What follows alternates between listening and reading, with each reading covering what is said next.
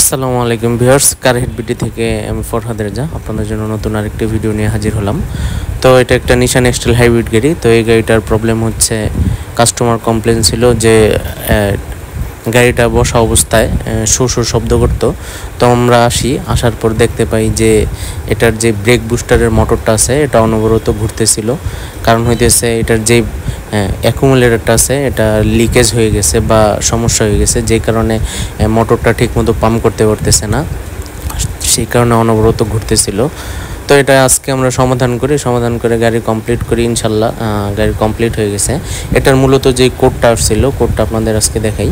এই কোডটা আসছিল হচ্ছে C4100 পাম্প মোটর, ঠিক আছে। তারপর হচ্ছে আরেকটা কোড আসছিল হচ্ছে এই C1180 অ্যাকুমুলেটর প্রেস।